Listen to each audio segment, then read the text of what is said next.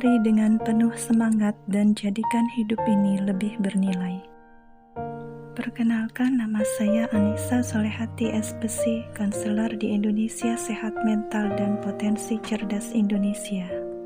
Pembahasan hari ini mengenai otak, perilaku, dan kognisi part 2. Zona eksekutif sosial berada di bagian depan dan memungkinkan untuk melihat tujuan-tujuan di masa depan serta mengambil langkah-langkah yang diperlukan untuk menjalankan rencana-rencana masa depan.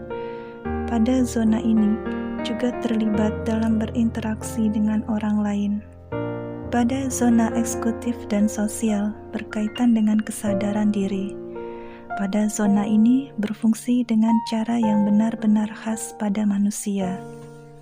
Zona ini berfungsi menjalankan rencana-rencana yang dirancang untuk mencapai tujuan di masa depan yang disusun secara sadar, serta menyeleksi cara interaksi sosial dan terlibat dalam ingatan jangka panjang. Wilayah dalam otak ini yang paling bertanggung jawab atas kesadaran diri, kemampuan untuk berintrospeksi, merenung, dan bertindak. Pemindaian otak pada zona ini menunjukkan emosi positif yang berada di sebelah kiri, sedangkan emosi negatif berada di sebelah kanan. Jika seseorang mengalami cedera pada zona ini, maka akan kehilangan emosi dan juga kemampuan untuk membuat keputusan. Secara umum, kerusakan pada zona ini mencakup perubahan dalam dorongan atau motivasi, suasana hati, ungkapan emosi atau afeksi, serta kemampuan untuk merencanakan atau membuat keputusan, kemampuan untuk memperkirakan masa depan, dan berkurangnya tanggung jawab, serta perilaku sosial yang tidak layak. Zona ingatan. Pada zona ini, merupakan proses dan struktur yang terlibat dalam cara menyimpan atau mengambil informasi dari penyimpanan ingatan. Ada 3 hal yang berkaitan dengan ingatan. Yang pertama, memberi kode atau encoding. Yang kedua, menyimpan informasi. Dan yang ketiga, mengeluarkan atau menarik informasi atau ingatan. Zona ingatan merupakan komponen semua keterampilan kognitif. Otak menyandikan data yang dianggapnya bermanfaat dan menyimpannya di dalam korteks di dekat area indera yang berhubungan dengan bagian komponen ingatan. Pada zona ini, ada struktur yang bertanggung jawab untuk mendapatkan kembali ingatan, yaitu hipokampus. Pada zona ini, hipokampus berfungsi mengirimkan dan mendapatkan kembali informasi serta menyimpan data yang diambil oleh indera. Zona emosi. Emosi merupakan suatu keadaan di dalam diri seseorang yang tidak kentara dan sulit diukur. Emosi mempunyai sifat tidak terkendali. Zona emosi diproses di bagian otak tengah. Lokus di dalam otak yang berisi indera-indera emosional menghubungkan emosi dengan fungsi-fungsi intelektual pikiran. Emosi yang dalam strukturnya di dalam otak memainkan peranan yang sangat penting dalam pembentukan ingatan. Emosi secara langsung menghubungkan dengan pusat-pusat ingatan. Pengalaman yang syarat emosi akan berubah menjadi ingatan. Ingatan-ingatan emosional sangat sulit untuk dihapuskan. Zona bahasa. Di dekat kuping temporal terdapat bagian-bagian otak yang mengendalikan pembicaraan dan bahasa.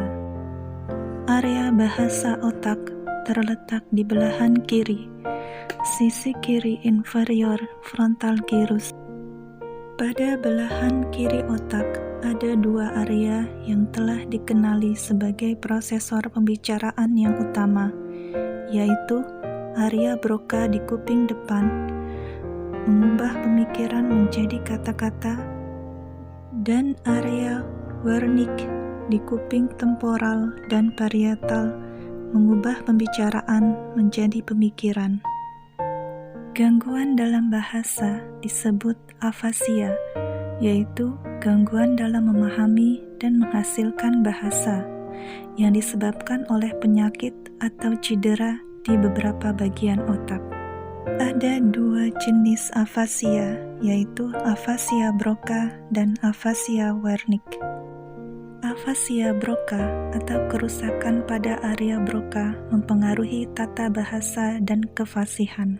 Sedangkan afasia Wernicke atau kerusakan pada area Wernicke mempengaruhi pemahaman akan makna kata. Kerusakan pada insula yang tersembunyi jauh di dalam menyebabkan apraksia, yaitu ketidakmampuan untuk menyusun suara-suara dan irama yang merupakan komponen untuk mengucapkan kata-kata dengan benar. Zona matematika. Data terperinci diproses pada sisi kiri korteks di dekat pelipis. Zona matematika merupakan kemampuan melakukan kalkulasi kompleks dengan angka multidigit serta mengembangkan berbagai strategi untuk menyelesaikan tugas-tugas. Pada zona matematika ini menggunakan visualisasi angka dalam bentuk warna, suara, atau bentuk sebagian, dan juga memecahkan perhitungan menjadi pecahan-pecahan komponen. Zona matematika merupakan kemampuan memecahkan soal-soal secara berurutan dan menyimpan komponen-komponen tersebut dalam ingatan dengan membayangkannya. Zona spasial. Otak memproses data indrawi yang masuk mengenai ukuran, proporsi, bentuk, volume relatif, dan nilai-nilai spasial lainnya, terutama dengan neuron-neuron di sisi kanan. Pada zona spasial, area berwarna di bagian belakang korteks sebelah kanan menunjukkan area belakang kepala, tempat data visual pertama kali diproses, lalu dikirim ke tempat lain untuk ditafsirkan. Kemampuan visiospasial merupakan jenis kemampuan yang banyak dan berbeda-beda, dari menangkap detail hingga memahami pengaturan detail-detail itu menjadi berbagai pola, sampai mencocokkan pola-pola tersebut ke dalam suatu landasan pengetahuan. Dalam bidang visual, ada yang dinamakan kontur ilusoris, yaitu pikiran manusia yang memproyeksikan batasan pada suatu citra yang batasannya tidak benar-benar ada.